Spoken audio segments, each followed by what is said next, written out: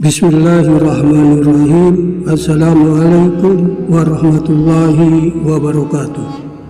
Sahabat-sahabat pencinta channel Zikir Kunci Rezeki, syafaat Rasulullah Sallallahu Alaihi Wasallam di padang mahsyar merupakan karunia besar yang bisa diperoleh setiap muslim dan merupakan anugerah dari Allah Subhanahu wa Ta'ala yang diberikan untuk hambanya agar terhindar dari siksa api neraka.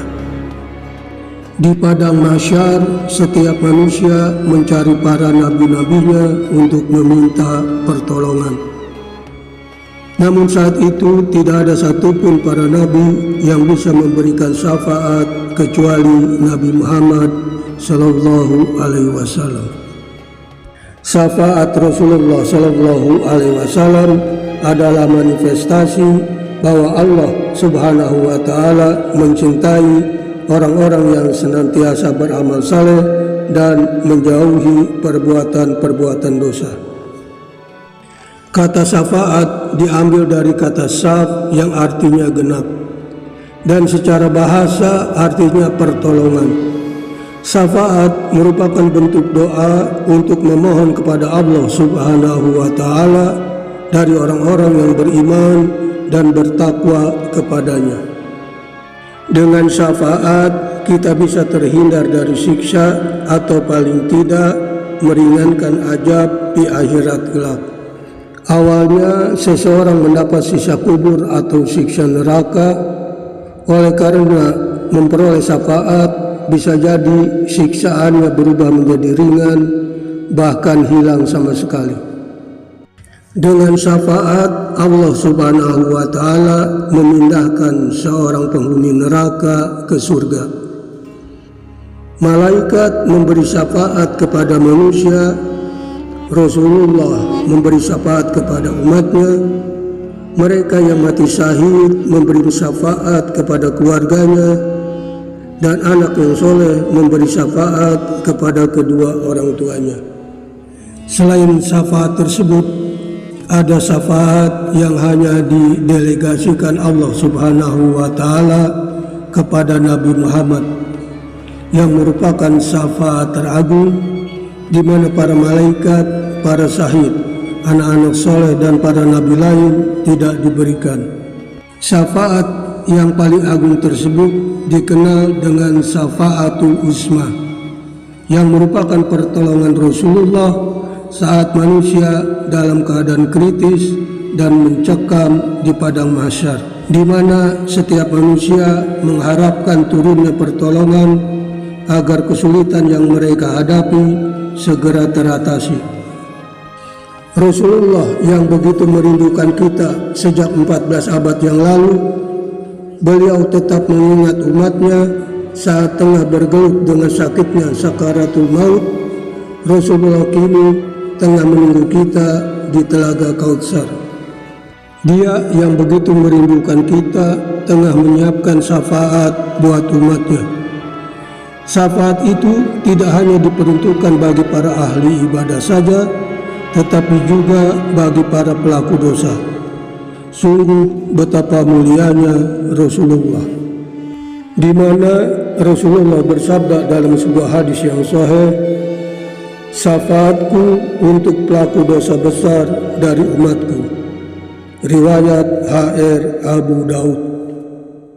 Dalam hadis lain, Rasulullah bersabda, sebagian dari umatku akan dipilih untuk masuk surga atau akan diberi syafaat. Maka aku pun memilih agar umatku diberi syafaat. Karena itu tentu lebih umum dan lebih banyak. Apakah syafaat itu hanya untuk orang bertakwa? Tidak. Syafaat itu untuk mereka yang terjerumus dalam dosa. Riwayat HR Tirmizi. Lalu siapakah orang-orang yang tidak mendapat syafaat Rasulullah? Pertama, orang yang berbuat syirik.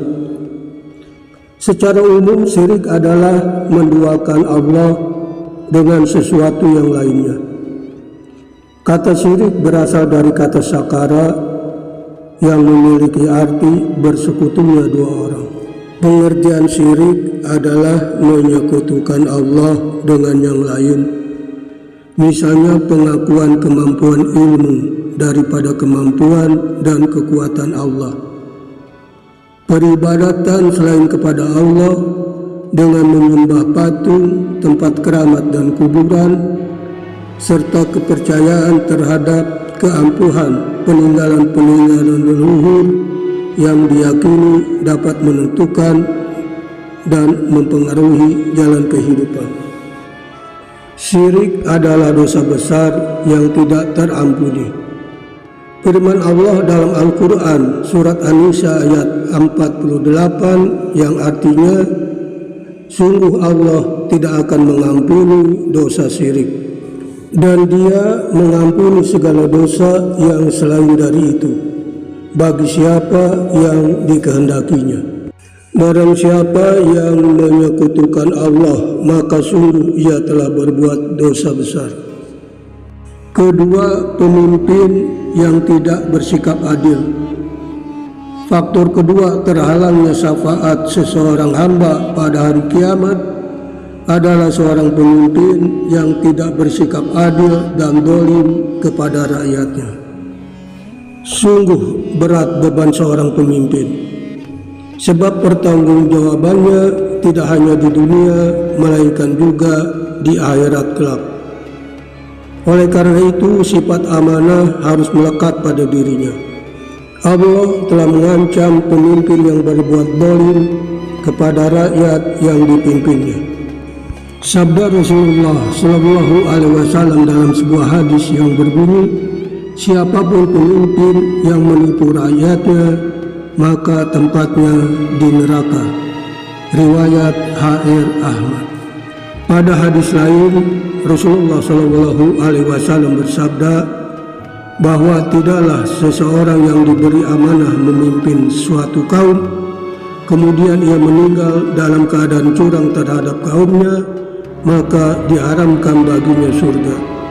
Riwayat H.R. Bukhari dan Muslim. Sementara dalam Al-Quran surat Asy-Syura ayat 42, Allah berfirman yang artinya, sesungguhnya dosa itu atas orang-orang yang berbuat zalim kepada sesama manusia dan melampaui batas di bumi tanpa mengindahkan kebenaran. Mereka itu mendapatkan siksa yang pedih. Yang ketiga adalah orang yang menyangkal kebenaran syafaat.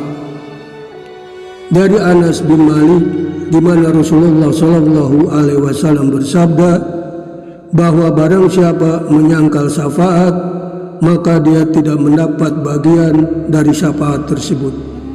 Sanad hadis ini disahihkan oleh Al-Hafiz Ibnu Hajar Al-Asqalani dalam kitab Fathul Bari.